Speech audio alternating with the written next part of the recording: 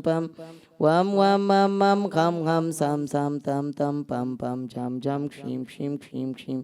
Dram dram द्रीम द्रीम द्रावे द्रावे नमोरति Bhagwati Shrimati ओम ह्रीं क्रों मम पापम खंडे खंडे जय द द पच पच पाचे पाचे ओम नमो अरम छम क्षीम क्षीम हम सम छम कम रयस क्षाम क्षीम क्षूम क्षेम क्षोम क्षोम च क्षीम राम ह्रीं रूम ह्रीं रोम र द्राम द्रीम द्रवे द्रवे नमोरति भगवती श्रीमती ठट श्री चंदा माँ चंदा अरविंद रीता यश दिवाकर परिवार श्री इंदौर निवासी श्री किशोर जी कंचन जी राहुल रुचि परी जैन हैदराबाद निवासी सौरभ पांडे परिवार से विनोद कुमार अभिनव ठोले परिवार से रवि घेवारे परिवार से शैलेश रोकड़े परिवार से श्रीरस्तु वृद्धिरस्तु तुष्टिरस्तु पुष्टिरस्तु शांतिरस्तु कांतिरस्तु कल्याणमस्तु स्वा एवं अस्माकं शांतिधारा कर्ता परिवार से कार्यसिद्ध्यर्थम सर्व विघ्न निवारणार्थम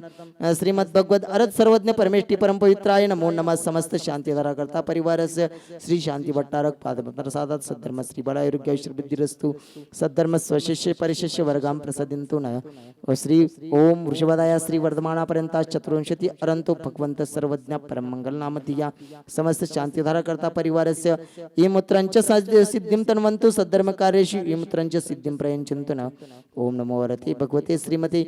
पार्श्व तीर्थंकराय श्रीमद रत्नत्रय रूपाय दिव्य तेजो मूर्ते प्रभा मंडल मंडिताय द्वादश गण सहिताय अनंत चतुष्टय सहिताय समोसरण केवल ज्ञान लक्ष्मी शोभिताय अष्टादश दोष रहिताय छठ चतुर्विंशति गुण संयुक्ताय परमेष्टि परम पवित्राय सम्यक ज्ञानाय स्वयं भवे सिद्धाय बुद्धाय परमात्मने परम सुखाय त्रैलोक्य महिताय अनंत संसार चक्र परिवर्तनाय अनंत ज्ञान दर्शन वीर सख संपदाय त्रैलोक्य वशंकराय सत्य ज्ञानाय सत्य ब्रह्मणे बृहत्पना मंडल मंडिताय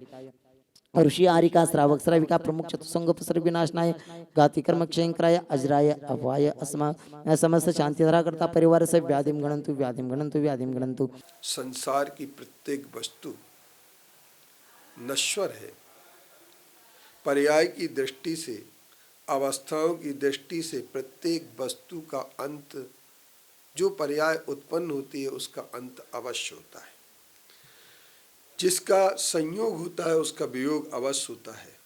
यदि जवानी मिली है तो बुढ़ापा जरूर आएगा। यदि आपके लिए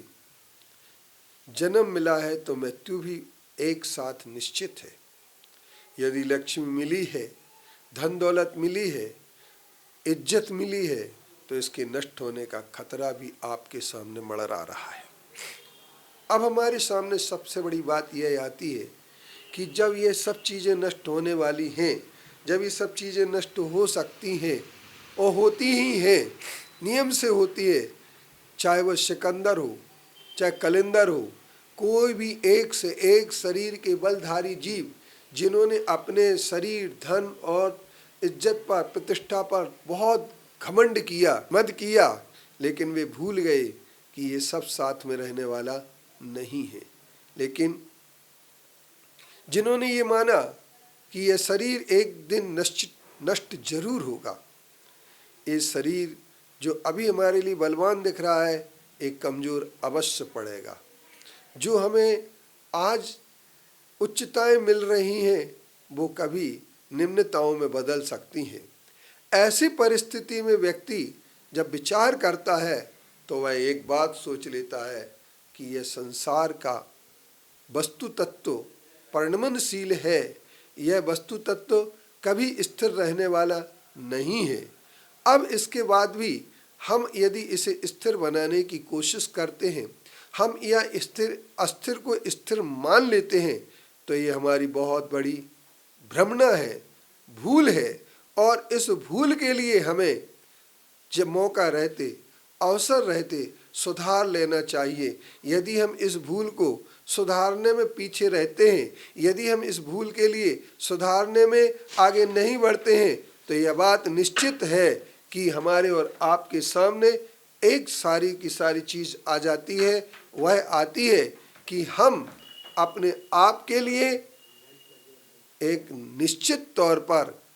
मान लेते हैं कि हम कहीं ना कहीं गड़बड़ा सकते हैं। अब हमारे सामने सबसे बड़ी बात आती है कि मोह क्या है। वस्तु स्वरूप की भूल का नाम मोह है। यानी हम ये कह सकते हैं कि जो हमने वस्तु का स्वरूप है, यदि उसके अस्थिर स्वरूप को स्थिर मान लिया या स्थिर स्वरूप को अस्थिर मान लिया, हमारी आत्मा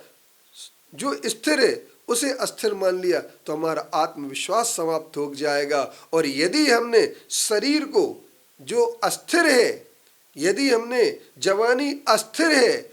यदि हमारा वैभव अस्थिर है, यदि हमारी लक्ष्मी चंचल है, फिर भी उसे हमने स्थायी मान लिया, तो हमारा अहंकार घमंड हमारे आप के लिए परेशान करने में काफी होता है। अब हमें विचार ये करना है कि इन अस्थिर को स्थिर मानना हमारी यदि इतनी बड़ी भूल है, तो हम इस भूल को सुधारेंगे कब?